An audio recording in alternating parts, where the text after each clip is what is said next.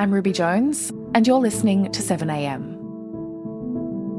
This week, devastating figures were released which show the overrepresentation of Aboriginal and Torres Strait Islander children in out-of-home care and the child protection system.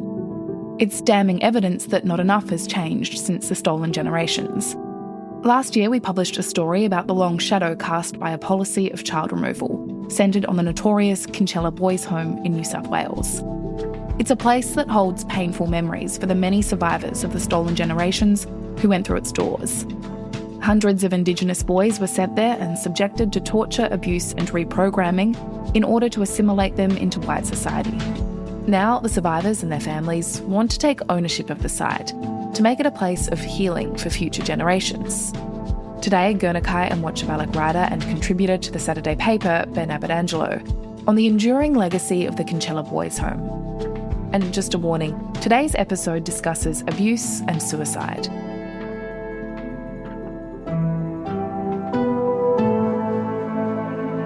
It's Sunday, December 14. This episode was originally published in October 2024.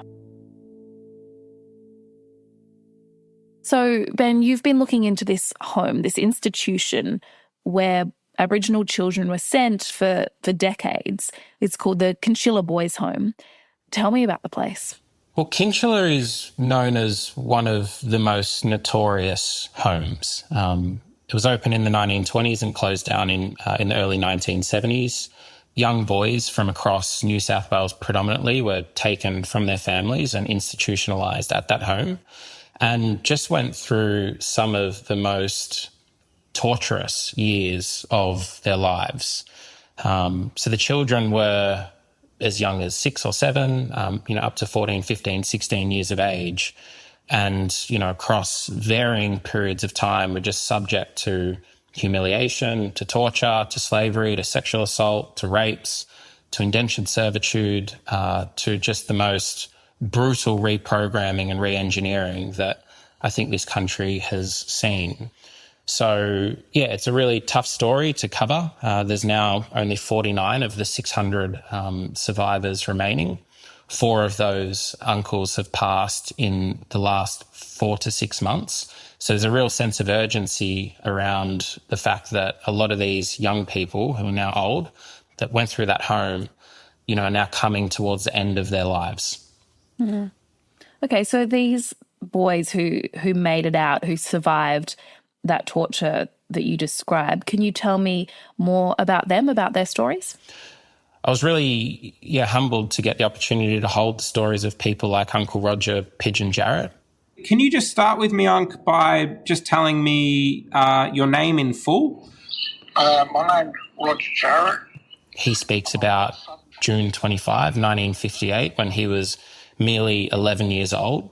And he speaks with just vivid clarity about the day that the big black English Riley rolled onto the mission and how the sergeant stepped out of the car, came up to the house, sat his mother down on the veranda outside of their little home. Mum had a little veranda out the front where she went out and had a smoke.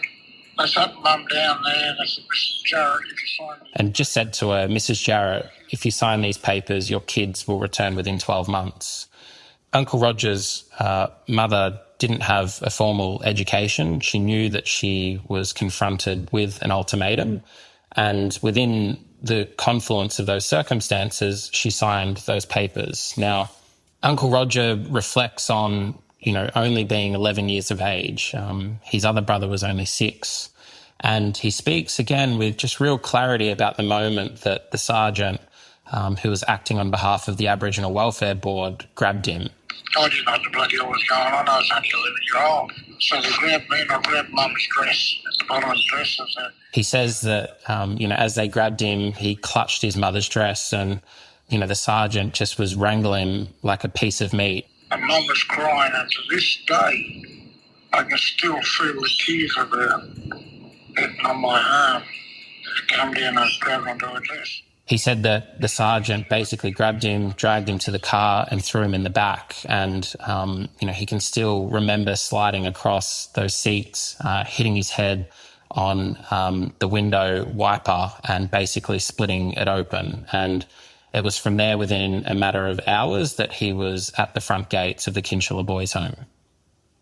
Another survivor that I was fortunate to sit with was Uncle Richard Bear Campbell, and he was only 8 or 9 years old when he was stolen from his family in 1966. My name's Richard Campbell, and I'm a Gumbaynggirr Dunghutti man from the Buckalbucka and the Gumbisi valleys of the north coast of New South Wales. We're in there, Buckaheads, Coastal Harbour. But his first memory of Kinchela was being wrestled out of the car and being separated from his 3 young sisters. And, he tells this really graphic story of, his sisters screaming in the car and, him being at the gates of Kinchela and the car driving off. And we can hear them screaming, and they, as the car was going around the corner away from Kinchela, we could still hear them screaming, fading away in the distance. That was his first and most enduring memory from Kinchela, because it was also the last time that he saw his sister in approximately 20 years. And so these men, well, they were children at the time. They were taken from their families, taken to Kinchela. So what did they tell you about what happened next, about what their life was like in the home? I think the first really significant point is that Aboriginal families were stolen from their country and rounded up onto missions. And these young boys were then secondarily from that, stolen from their communities. So they were stolen from their country, stolen from their communities, and sent to these institutions where they were then stolen from themselves. Uncle Roger Pigeon Jarrett basically says that, the moment that you get to those gates is where you lose your identity, your culture, and your name. Now, for him, when he walked in those gates, he was no longer Roger Jarrett. That's when he became number 12. And it was the same for Uncle Richard, who, as soon as he walks into the gates, he says the first thing that happened to him and his brothers was that they just started getting bashed. Just belt us in the head and just say, okay, your name's not Richard Campbell anymore. You are now number 28. And he said the same thing to my older brother, Bart. He said, you are not Robert Campbell anymore. You are now number 29. They spoke about the minutes feeling like hours and the hours feeling like days. The boys were humiliated, they were beaten, they were sexually assaulted and raped, they were starved, they were enslaved, they were indoctrinated and re-engineered. Uncle Woody Walsh, who is another one of the survivors that I spoke to, reflected on the fact that boys would go missing, that, they were classified as flora and fauna at the time. In one of the testimonies from Uncle Woody, he spoke about basically the ex-army men that ran the site, would have animals that had names. But for the young Aboriginal boys that were on the site that were just subject to the most barbaric of treatment, they had numbers. Right. And so then when survivors say that some of these boys went missing, do we know what happened to them? Yeah, we know that recently there was a report from experts who used ground-penetrating radars at the homes, and essentially what they found were readings consistent with clandestine burials in other places around the world. And at Kinchela now there's approximately 9 sites that could hold graves of young boys. Now, that report has been tabled with the Minister, the New South Wales Premier Chris Minns, and his Minister for Aboriginal Affairs and Treaty David Harris have committed to further investigations at the site and to engage further specialists to explore in full, the really serious question marks that are lingering over the place. But when I speak to the uncles around whether or not they are surprised about the prospect of there being potential burial grounds, there's not. So life at Kinchela, from listening to these stories, the one thing that was a constant in all of these testimonies was that terror was just there at every moment of the day. After the break, the survivors on a mission to reclaim the Kinchela Boys Home.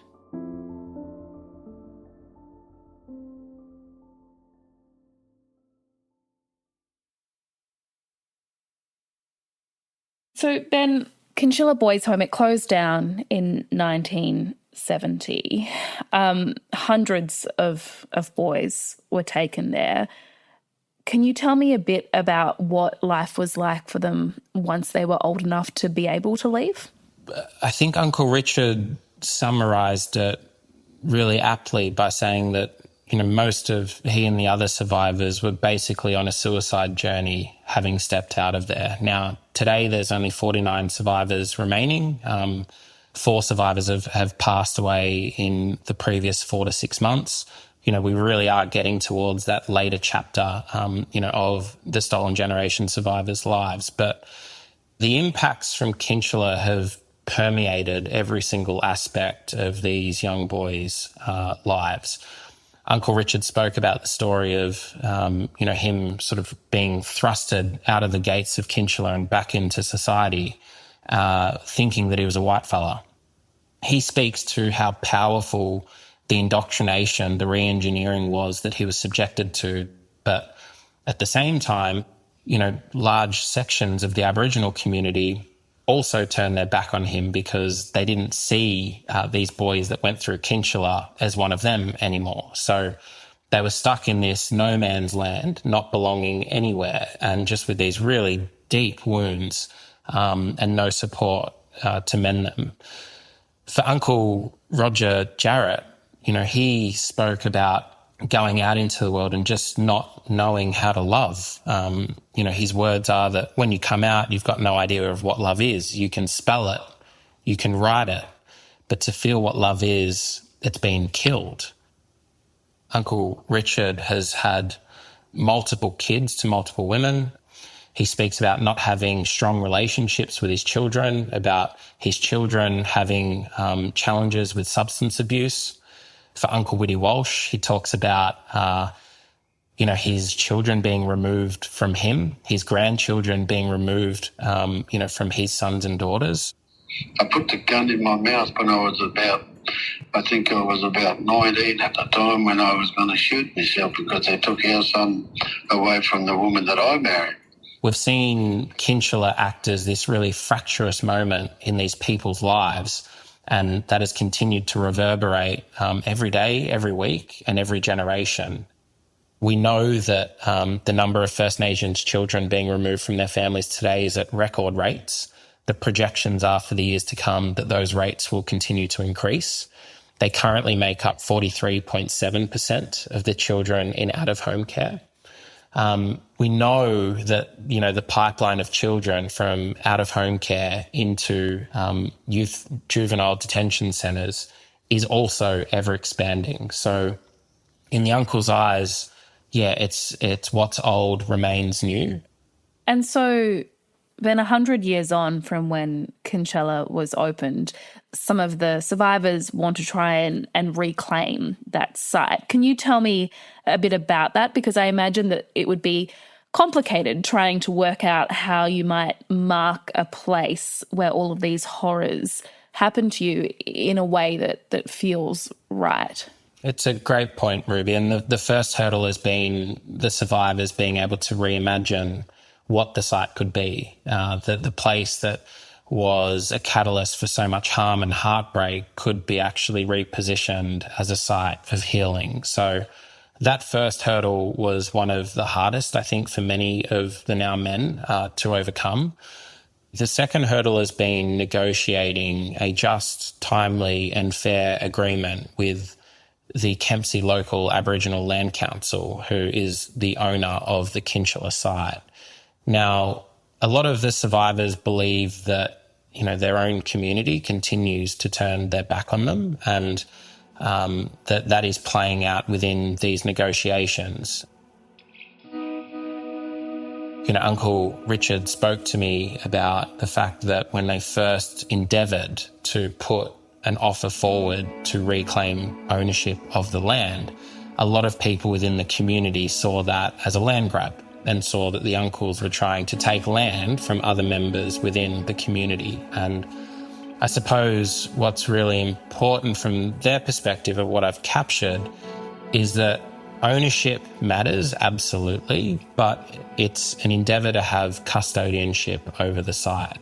It's not ownership in, as they would say, whitefellow way. It's ownership in blackfellow way. And by having that, it means that they can not only repair themselves, but importantly, ensure that that site remains standing until the end of time.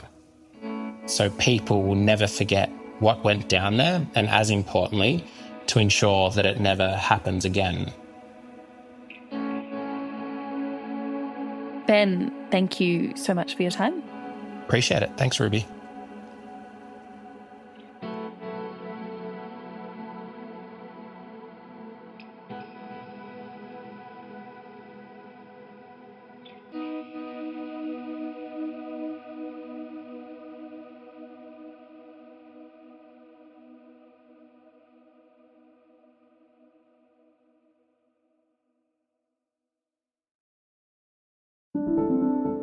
Thanks for listening to this episode of 7am. As summer approaches, we've also been getting ready to share some new episodes with you about our favourite books, music and podcasts of the year. Our team is busy working away on those episodes, which we look forward to sharing with you soon. We're also starting to think about the year ahead, and we'd love to hear from you about the topics you want more of, about the questions you'd like to have us explore, and about your favourite guests.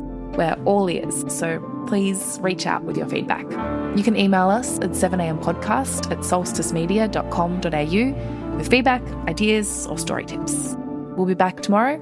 See you then.